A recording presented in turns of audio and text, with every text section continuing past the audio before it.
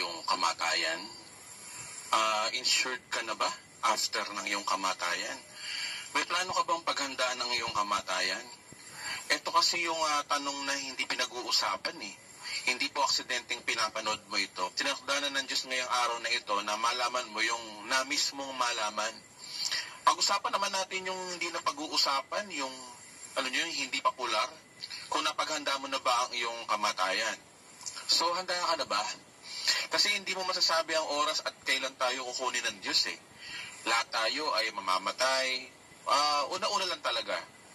Tayo po ba naisip na ba natin na kung ano ang mangyayari pagkatapos nating mamatay? Tayo ba ay matutulog lang o there is life after death? Paano kung totoong may langit at impyerno? So, ano na? Ito yung tanong na hindi natin napag-uusapan sa eskwelahan, mga kabarkada mo, sa mga aklase mo, sa mga kaopisina mo, at mismong sa pamilya mo. O minsan kahit ng asawa mo. Ikaw na nanonood ngayon, ano insurance mo pagkatapos mong mamatay? Insured ka na ba? So maaaring kumpleto ka sa insurance, no? Meron ka ng retirement, meron ka ng health insurance, meron ka na ring auto insurance sa iyong sasakyan. Meron pang pet insurance eh. At insurance para pambili mo na rin ng ataol mo at pamburol. Ito yung life insurance. So lahat ng insurance na yan ay hindi masama.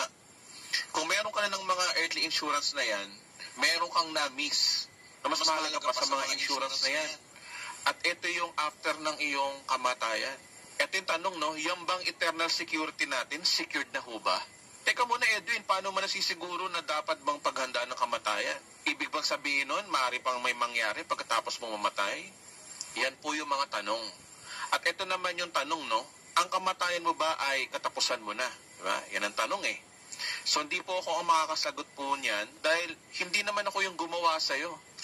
Ang magandang tanongin natin yan, yung Diyos mismo na gumawa sa'yo. At malalaman mo lang ang sagot kung bubuklatin natin yung salita ng Diyos. Diba? Kaya nga salita ng Diyos eh. So tingnan natin yung sinasabi ng Biblia.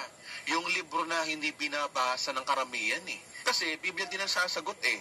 Sabi ko sa mga ngaral chapter 7 verse 4, mangmangang isang taong nag-iisip ng kasayahan, ngunit matalino ang isang taong naghahanda para sa kanyang kamatayan. O yan, no? Sabi ng Biblia, matalino ka daw pala kung pinaghahanda mo ang iyong kamatayan. Diba? Sabi ng Biblia, isang katalinuhan, yung pinaghahandaan ng kamatayan. So kung dapat paghandaan ng kamatayan, ibig sabihin, may mangyayari pa after ng iyong kamatayan. Yun kung matalino ka. Diba? So ibig sabihin, ang kamatayan mo ay hindi mo pa katapusan. Kasi sabi diyan, pwedeng paghandaan ng kamatayan eh. Di ba? Kasi ganito lang yan eh. Ang buhay talaga dito sa mundo ay pansamantala lamang. Ang buhay dito sa mundo ay parang practice lang bago yung sumunod na totoong buhay. Mas mahaba ang iyong panahon pagkatapos lang iyong kamatayan kaysa sa buhay mo dito sa daigdig. Ang buhay ko kasi dito ay paghahanda lang. O, alam mo yun, parang introduction pa lang sa susunod na totoong buhay. Maaring mabuhay ka dito sa mundo no, ng mga 70 years o 100 years kung malusog ka. Pero kung panay ang kain mo ng pinagbabawal na mga pagkain o minsan 30 years pa lang, ligwak na eh. Ngunit ang buhay mo, after ng iyong kamatayan, ay walang katapusan. Yan po yung tinuturo ng Biblia. Kaya katalinuhan yung paghandaan mo, yung susunod na buhay. At ito yung walang katapusang buhay. Tapos sinabi din dyan na mangmang daw yung puro kasiyahan ng iniisip. Bakit daw mangmang daw yung puro kasiyahan ng iniisip? Temporary lang kasi nga naman eh. 'Di ba? Kung 70 years kang nabubuhay sa mundo at wala kang iniisip kundi kung paano magkapera, paano yumaman, paano gawin mo ang makatravel sa iba't ibang lugar, kulang na lang planet Mars, gusto mo nang puntahan eh. So yan ay hindi naman masama. Pero kung nakamatayan mo yan at wala kang time sa Diyos, saan ka pupulutin? So yan yung kamangmanga na sinasabi ng Bible, yung nabubuhay kang walang Diyos. Ang pinakamatinding kamalasan sa mundo ay hindi ang iyong kamatayan, kundi yung mabuhay ka nang hindi mo alam kung saan ka pupunta. Di ba? Maraming mga tao, hindi alam kung sila pupunta. Pag namatay sila parang bahala na, di ba? Pero yan daw yung pinakamatinding kamalasan sa buong mundo. Hindi yung kamatayan. Di ba pag sinabing kamatayan, parang napaka-unfortunate. No. Ang pinaka-unfortunate, yung mabuhay ka nang hindi mo alam kung saan ka pupunta. Di ba? Kaya nga ang big idea dito ay meron pa daw buhay after ng kamatayan na dapat pinaghahandaan ng mga matatalino. So anong tanong ulit? Ano ang mangyayari pagkatapos ng kamatayan? Para malaman natin kung ano ang mangyayari pagkatapos ng kamatayan, ay tanongin natin mismo si Jesus, ang ating Panginoon. Kasi may tinuturo ang ating Panginoong Jesus kung ano daw yung mangyayari pagkatapos mong mamatay. Ito po ay makikita po natin sa Lucas chapter 16, verse 19 hanggang 31. So isa-isayin natin tong verse na to, no? Verse 19, may isang mayaman lagi nagdaramit ng mamahalin at saganang-sagana sa pagkain araw-araw. So okay, sabi dyan, unang karakter, meron daw mayaman na sagana ang buhay. Verse 20, may isa namang pulubing nagangalang Lazaro na tadtad ng sugat sa katawan at nakahiga sa may pintuan ng mayaman. Okay, meron daw pulubi na nakahiga sa pintuan ng mayaman. Lazaro daw yung pangalan. Verse 21, sa hangad na matapunan man lamang ng mumong nahuhulog mula sa pag ng mayaman, ay dooy nilapitan siya ng mga aso at dinitilaan ng kanyang mga sugat. Namatay ang pulubi at dinala ng mga anghel sa piling ni Abraham sa langit bilang isang parangal. Namatay din naman ang mayaman at inilibing. Okay, sabi dyan, yung pulubi na si Lazaro ay namatay at kasunod yung mayaman. So pareho silang patay na. So ano nangyari? Sa verse 22, namatay ang pulubi at siya ay dinala ng anghel sa piling ni Abraham. Saan daw? Sa langit bilang parangal. So liwanag dyan, no? Na kapag pala namatay ka, may susundo sa yung mga anghel at dadaling ka sa langit. Yun ay kung pupunta ka sa langit. Di ba? Para ikaw daw ay parangalan. So may celebration pala pag namatay ka. So hindi pala totoo yung sinasabi nila na may 40 days pang nandito ka sa lupa pagkatapos mo mamatay. Yung kaluluwa mo raw kung sa saan daw mamamasyal. Nandyan yung pumupunta sa bukid, pumupunta sa bahay mo, pumupunta siya kung saan siya namatay, o kaya pumupunta ng Mall of Asia, pumupunta ng Boracay, namamasyal pa daw. So hindi pala totoo yun. Meron pa nga daw, gabi papasyal yung namatay mong lola sa kwarto mo at hahawak-hawakan ng malamig mong paa, no? Tapos sasabihin sa'yo, Apo, ipagtimpla mo naman ako ng kape. So hindi pala totoo yun. Kasi sabi dyan, pagkamatay mo, may susundo agad sa'yo. Yung mga anghel, kung sa langit ka pupunta. So confirm na, no, na meron palang life after death. Yung pulubi, winner na winner ang life niya after death. So continue natin. Sa verse 22, namatay rin ang mayaman at inilibing. So namatay yung mayaman. Ngayon tingnan natin kung ano nangyari sa mayaman sa verse 23. Sa gitna ng kanyang pagdurusa sa daigdig ng mga patay, natanaw ng mayaman si Lazaro sa piling ni Abraham. So yung mayaman dyan, no, napunta daw sa daigdig ng mga patay. So iba yung napuntahan ng mayaman. Napunta siya sa daigdig ng mga patay. Yung pulubing si Lazaro nasa langit. Tapos siya nasa daigdig ng mga patay. At visible niyang nakikita si Lazaro na kasama si Abraham. So, sa verse 24, malalaman natin kung ano yung meron sa daigdig ng mga patay. 24, kaya sumigaw siya, Amang Abraham, maawa po kayo sa akin. Utusan po ninyo si Lazaro na isawsaw sa tubig ang dulo ng kanyang daliri at basain ang aking dila. Dahil ako'y naghihirap sa apoy na ito. So sabi diyan sa verse na yun, no, nagsisigaw daw yung mayaman na nasa daigdig ng mga patay kay Abraham. At hinihingi daw niya na isawsaw daw sa tubig ang dulo ng kanyang daliri at basain daw ang kanyang dila. Dahil bakit? Sabi diyan, no, dahil ako'y naghihirap sa apoy na ito. So confirm na nang mayaman ay nasa daigdig ng mga patay ay init na init sa apoy. So alam mo na, ang daigdig ng mga patay. So clear na impyerno yun, ayon sa Bible. Sinabi naman sa Bible na impyerno yun. So, confirm po sa verse na ito na yung pulubi nasa langit at yung mayaman nasa impyerno. Ano nangyari? Verse 25, ngunit sumagot si Abraham, Anak, alalahanin mong nagpasasa ka sa buhay nung ikaw ay nasa lupa at si Lazaro naman ay nagtiis ng kahirapan. Subalit ngayon ay maligaya na siya rito, samantalang ikaw naman ay nagduro sa diyan. Pinapakita dyan na sinabi ni Abraham sa mayaman, Anak, remember nung naging maganda ang buhay mo nung nasa lupa ka pa, samantalang si Lazaro puro hirap. Kaya nga ngayon baliktad na. Ikaw naman na naghihirap ngayon at si Lazaro naman ang mayaman ngayon. So, di ba? So eto maaaring itanong niyo po sa akin, Sir Edwin, kapag pala mayaman ka, napupunta ka sa impyerno? At kung mahirap ka, pupunta ka sa langit? Ganun ba yun? So ang sagot ko dyan technically, nagiging ganun talaga. Kasi nga naman, pag marami kang pera, nawawalan ka ng time sa Diyos, di ba? Pasyal dito, pasyal doon, kain ng masarap dito, kain ng masarap doon, party rito, party doon. Tapos dami mong kaibigan kasi dami mong pera di ba? So, dami mong oras. Tapos dahil mayaman ka, hindi mo maiwasan maging mayabang ng konti, matapobre, tapos madali sa'yo magpaikot ng tao, mang-api na rin ng tao, madali sa'yo yun. At higit sa lahat, kapag nga mayaman ka, wala kang time sa Diyos Kaya ang resulta, nabubuhay ka sa sarili mo. Ang Diyos mo ay pera, ang Diyos mo ay mga achievements o mga narating mo, di ba? Kaya kung abutan ka ng kamatayan na nabubuhay ka sa sarili mo, alam mo na kung saan ka pupulutin, di ba? Pero meron din naman mayaman na may takot sa Diyos, di ba? Pero majority ganun Kapag talaga may pera ka, karamihan, pumapangit ang ugali, di ba? At kapag nakamatayan mo yan, alam na this, di ba?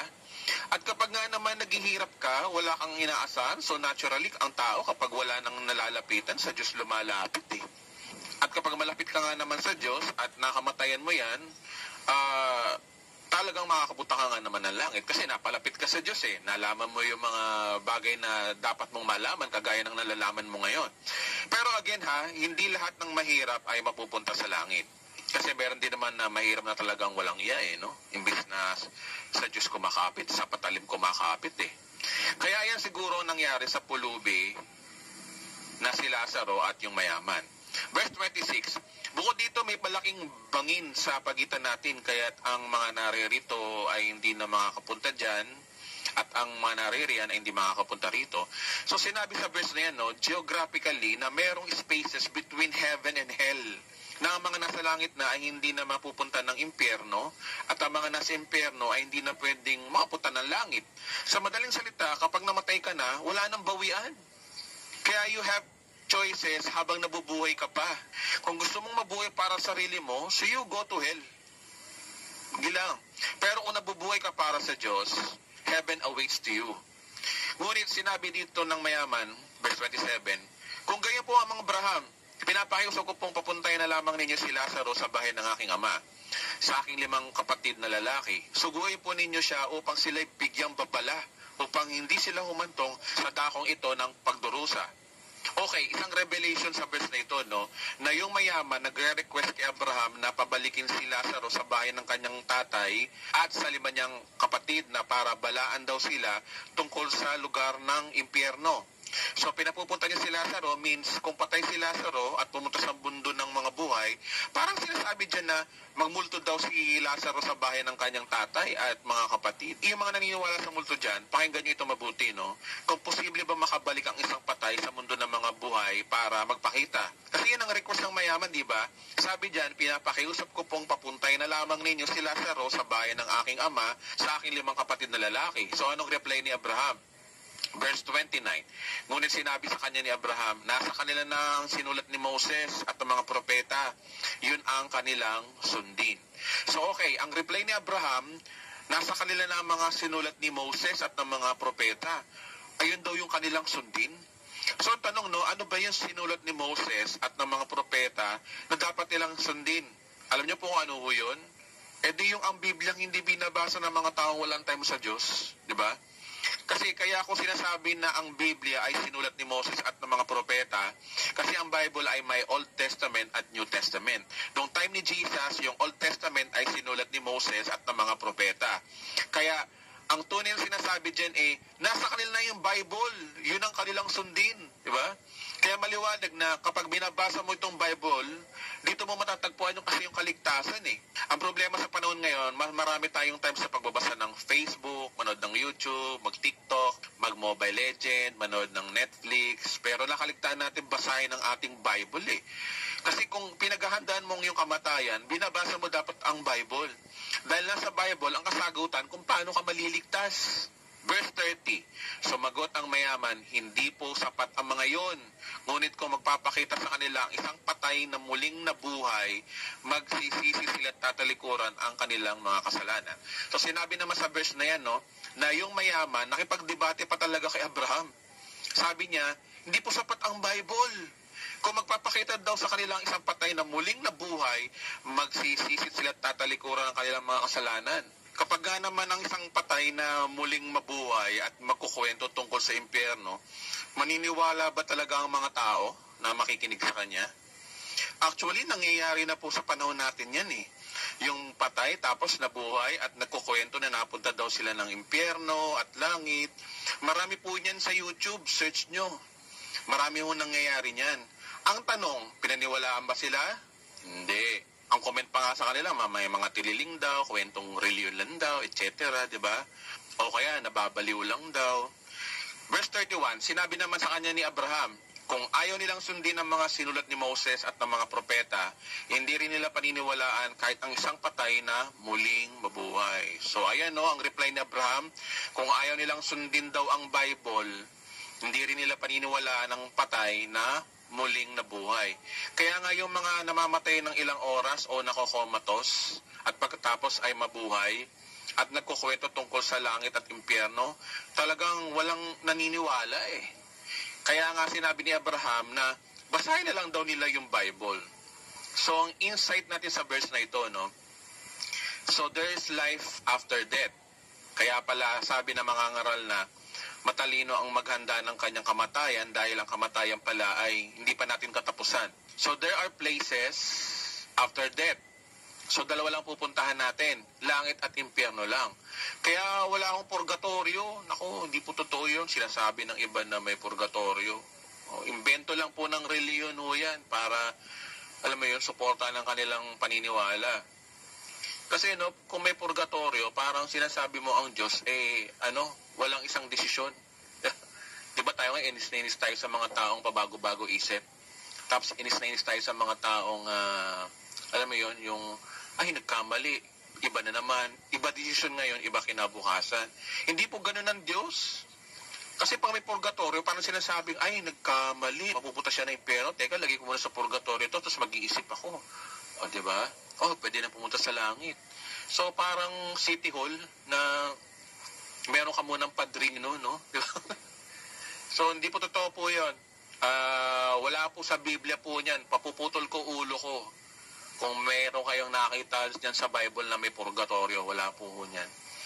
Number 3, there is no way back to the world of the living. So, wala pong multo, no? Ngayon, kung may magpakita sa iyo na kaluluwa ng nanay mo na patay na, ay hindi nanay mo yun. Baka demonyo lang po yun na nagpapanggap na nanay mo. Ginagawa ng demonyo para gawing sinungaling ang Biblia eh. Number 4, the Holy Scriptures is the key of salvation. Kaya kung gusto mo maligtas, nasa Bible po nakasulat kung paano. Kaya nga po nandito po ako para i-share sa inyo bilang mga ngaral kung saan sa Bible yung sinasabing maligtas. So ang tanong, no, paano ba maligtas? So may sagot po ang ating Panginoong Hesus dyan. Una, babala. Pangalawa, sinabi niya kung paano maligtas. Sa Mateo 7:21, sabi rito, no, hindi lahat ng tumatawag sa akin ng Panginoon, Panginoon, ay papasok sa kaharian ng langit, kundi yung mga tao lamang sumusunod sa kalooban ng aking amang nasa langit. So una niyang sinabi dyan, yung babala muna, na hindi daw lahat na nagpipray sa kanya ay makakapasok sa kaharian ng langit. Hindi porke paladasal ka, kilala ka na niya, no? Hindi ho yun. So yung pangalawa, yung condition para makapunta ka ng langit. So ano yun? Kundi yun lamang sumusunod sa kalooban ng aking amang nasa langit. So ang condition para makapasok ka sa langit, kung susundin mo lang daw yung kalooban daw ng kanyang ama. Diba? Sabi daw na iba rito, good works daw. Good works ba sinasabi ni Christ dito? Tingnan natin kung good works ba. Again, ang condition para makapasok ka sa langit, kung susundin mo lang daw yung kalooban daw ng kanyang ama. Kasi ang tanong dito, no, ano ba yung kalooban ng kanyang amang nasa langit? So ito ba yung good works? Ito ba yung religion? Ito ba yun by your own effort? Yung ba yun? Tingnan natin. So ano ba yung kalooban ng kanyang amang nasa langit? Nako, buti na lang po, nasulat sa Biblia kung ano daw yung kalooban ng kanyang ama. At sinabi na mismo ni Jesus kung ano ba yung kalooban ng kanyang ama para ikaw ay maligtas. Ito po yung nakasulat sa John chapter 6 verse 40. So yung mga mahilig sa good works dyan, eto sagot po dyan. Sapagkat ito ang kalooban ng aking ama, ang lahat ng kumilala at sumampalataya sa anak ay magkaroon ng buhay na walang hanggan at sila'y muli kong bubuhayin sa huling araw. Ang linaw-linaw po sa verse na yan na hindi po good works ang kalooban ng Ama na sinasabi ni Christ para makapunta ka sa langit, kundi manampalataya ka lang daw sa anak, no? Na ang kalooban pala ng Ama ay sumampalataya ka sa kanyang anak na si Jesus, ikaw daw ay magkakaroon ng buhay na walang hanggan at ikaw ay muli daw niyang bubuhayin sa huling araw. So again, nagiging malinaw na sa atin na there is life after death, kaya ang kamatayan po natin na hindi pa po natin katapusan. Dahil sinabi na ni Jesus na yung katawang lupa natin ay bubuhayin sa huling araw o sa ikalawang pagbabalik niya dito sa lupa. Isa pang verse, John chapter 3 verse 16, sapagkat gayon na lamang ang pag-ibig ng Diyos sa sanlibutan, binigay niya ang kanyang kaisa-isang anak upang ang sino mang sumampalataya sa kanya ay hindi mapahamak, kundi magkaroon ng buhay na walang hanggan. Hindi ka raw mapapahamak kung mananampalataya ka lang kay Kristo. Yung sikat na Bible verse na yan ay nagpapatunay na dahil sa sobrang mahal daw ng Diyos ang mga tao sa mundo, ibinigay niya ang kanyang anak na si Jesus. At sinabi dyan, no, sino mang manampalataya sa kanya ay hindi mapapahamak, kundi magkaroon ka ng buhay na walang katapusan. So pananampalataya o paniniwala lang talaga kay Jesus ang kaligtasan. Romans chapter 6 verse 23, sabi dito, no, sapagkat kamatayan ng kabayaran ng kasalanan, ngunit libre kaloob ng Diyos ay buhay na walang hanggan sa magitan ni Kristo Jesus na ating Panginoon. Ang linaw po, no? Sabi niya sa verse na yan, libreng kaloob ng Diyos ay buhay na walang hanggan. Kapag ba regalo, binabawi o hindi? Di ba? Hindi regalo yung kapag binabawi. Kapag ang kaligtasan ay binigay sa'yo, bigay na po yun. Okay? Sa pamamagitan daw nino, paano makukuha? Ni Kristo Jesus na ating Panginoon. Again, si Jesus na naman po ang bida ho dito, hindi po reliyon. Hindi po yung good works natin o yung pabaitan, hindi po. At yung kaligtasan daw ay libre. Walang bayad. Ang requirements mo lang is paniwalaan mo lang, ligtas ka na. Kasi manampalataya ka lang, di ba? Ang problema kasi sa ating mga tao, to see is to believe. Pero ang Biblia, ang turo niya ay to believe is to see. Para maligtas ka, maniwala ka kay Jesus bago mo marating ang langit, kahit na hindi mo pa ho siya nakikita. So ano ba yung ginawa ni Kristo para maligtas ka? Ano yun? Bumaba lang siya rito, tapos yun lang, wala siyang ginawa. Kasi, bigyan ko muna kayo ng background, no? Kung bakit siya may ginawa. Kasi, alam niyo po ang Bible, mayroong Old Testament at New Testament. Sa Old Testament, para maging banal ka, kailangan mo talagang sumunod sa kautusan. Kailangan mo magpatay ng tupa para mapatawad ang kasalanan mo. Yan po yung Old Testament. Sa New Testament po tayo dapat. Kasi kaya nga may New Testament dahil forfeited na yung Old Testament. Sa bagsak na kalagay ng tao, ang tao ay naging kasalanan dahil kay Adan. Naman natin kay Adan yung pagiging estado ng pagiging makasalanan. Kaya nung una, para mapatawad ka, kailangan mo magpatay ng tupa, para mapatawad ka sa iyong mga kasalanan taon-taon, at para maligtas ka, kailangan mo sumunod sa kautusan. Which is imposibleng masunod ng tao naman talaga. Kaya ang ginawa ng Diyos, dahil ang tao ay walang kakayanan na sumunod sa kautusan ng Diyos at magpatay ng tupa taon-taon para ikaw ay mapatawad, yun ang dahilan kung bakit pinadala niya si Jesus, para meron siyang tapusin. At ito ay nung niloob ng Diyos na siya ay mapako sa krus. Kaya nga ang purpose ng pagpunta ni Jesus dito sa lupa ay para lang siya ipako talaga sa krus. Yun talaga yung plano ho ng Diyos. At habang nakapako si Jesus sa krus, doon ay merong kaganapan na hindi nakikita ho ng ordinaryong tao na habang nagbubuhos ang kanyang dugo, nagkaroon ng matinding kapatawaran ang ating mga kasalanan. Si Jesus na yung naging tupa para mapatawad tayo sa ating mga kasalanan. Kaya nga, di ba, merong kanta tayo dito sa simbahan, di ba, na Kordero ng Diyos na nag-aalis ng kasalanan ng sanlibutan. O di ba, si Jesus yung Kordero ho ng Diyos na nag-aalis ng kasalanan. Doon ho kinuha ho to. Ito yung sabi ng Bible minsan lamang pumasok si Kristo sa dakong kabanal-banalan at ito ay sapat na. Hindi dugo ng mga kambing at guya ang kanyang inihandog, kundi ang sarili niyang dugo para mapatawad tayo sa ating mga kasalanan magpakailanman. So yan po ang dahilan kung bakit dakila ang kanyang pagpako sa krus.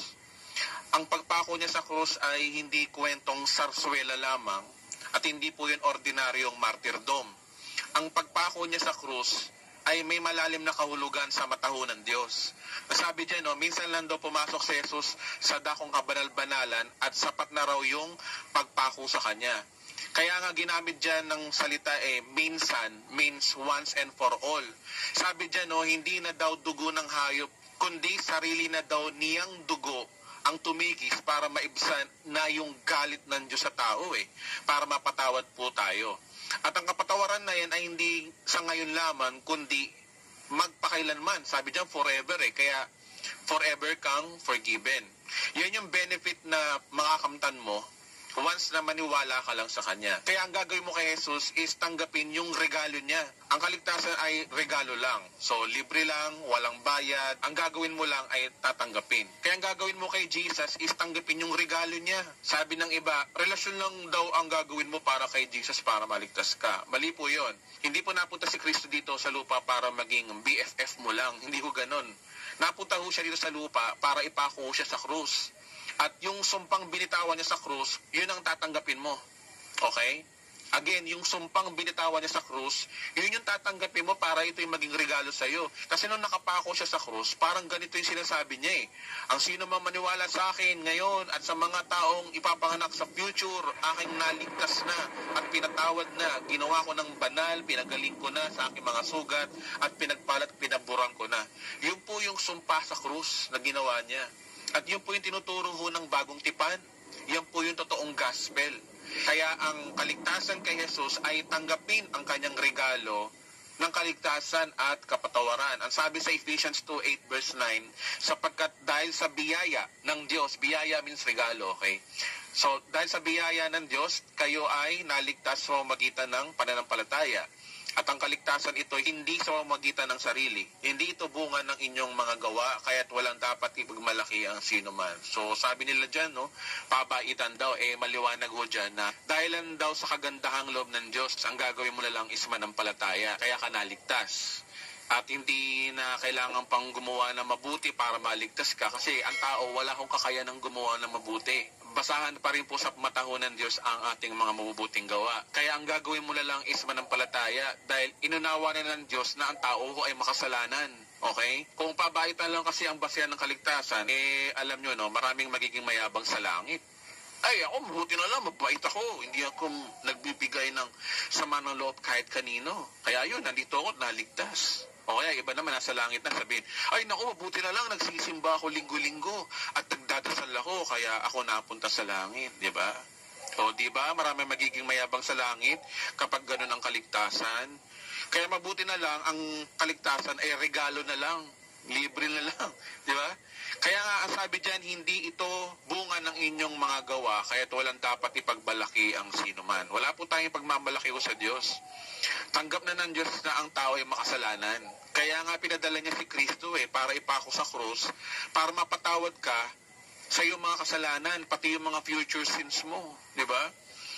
At kapag napatawad ka na, doon ka na naligtas.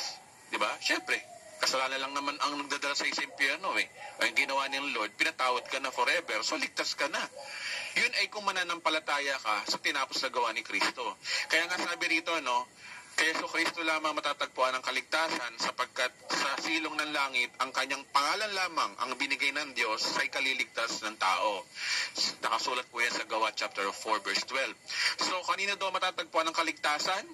Ano, kay Nanay Mary ba? Kay Confucius ba? Kay Allah ba? Sa religion ba? Sa Katoliko ba? Sa Iglesia ni Cristo ba? Sa mga born again Christian ba? O pabaitan ba? Kanino daw matatagpuan ang kaligtasan? Kay Jesus. Ang kanyang pangalan lamang ang binigay ng Diyos sa ikaliligtas ng tao. So, dito na ako magtatapos, no? Conclusion na natin, no? So, pinakita ko na sa iyo, kaibigan, ang tunay at totoong katuruan ng kaligtasan. So, para maligtas ka, ito ang gagawin mo na ayon sa Biblia.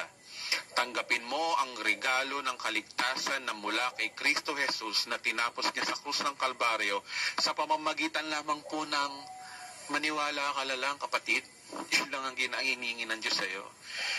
Paniwalaan mo lang yung regalo niya at isa ka doon sa kasamang nakapako sa krus para mapatawad tayo sa ating kasalanan. Kasama doon. Hindi po aksidente kung bakit mo napapanood ang video na ito, kaibigan. May dahilan ang Diyos kung bakit hanggang dito sa video na ito nakarating ka sa part na ito. Now, it is your choice kung mananalangin ka ngayon o hindi, na regalong dugo at kamatayan ng kanyang binayad sa Diyos para maligtas ka. Ito yung habang pinapako siya sa krus. Kung nais mong tanggapin siya ngayon, sabayan mo ako sa panalangin ito. Pumikit po tayo, no?